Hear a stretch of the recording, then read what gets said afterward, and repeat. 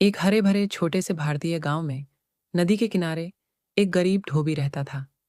उसका नाम रामू था। हर सुबह सूरज निकलते ही रामू कपड़ों की भारी गठरी लेकर नदी पर पहुंच जाता।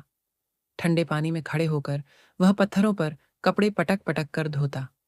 उसका जीवन सादा था, लेकिन उसके मन में एक बड़ी कमी थी। वह बहुत लालची था। कपड़े धोते हुए भी उसका मन काम में नहीं लगता।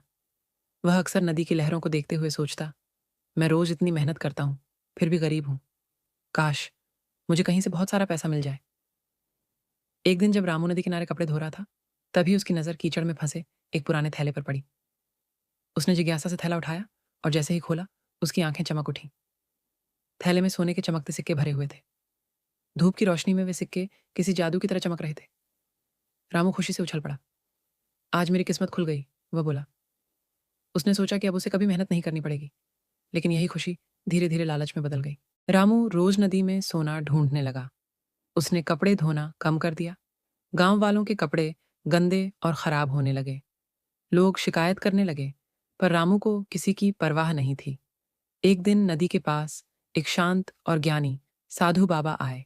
उन्होंने रामू को बेचैन देखा और प्यार से पूछा, बेटा, इतनी अशांति क्यों है तुम्हारे मन में? रामू ने सारी बात बता दी। साधु बाबा मुस्कुराए और बोले, लालच इंसान को अंधा बना देता है। जो मिला है उसमें संतोष रखो। मेहनत से कमाया धन ही सच्चा होता है। रामू ने बात सुनी, लेकिन दिल से नहीं मानी।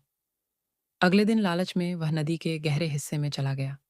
अचानक उसका पैर फिसला और वह तेज बहाव में गिर पड़ा। थैला हाथ से छूट गया और सोने के सिक्के नदी में बह गए। रामू डर और पछतावे से रोने लगा। गांव वालों ने किसी तरह उसे बचा लिया। उस दिन रामू को समझ आ गया कि उसका असली दुश्मन उसका लालच था। शर्मिंदा होकर उसने सबसे माफी मांगी और फिर से ईमानदारी से काम करने लगा।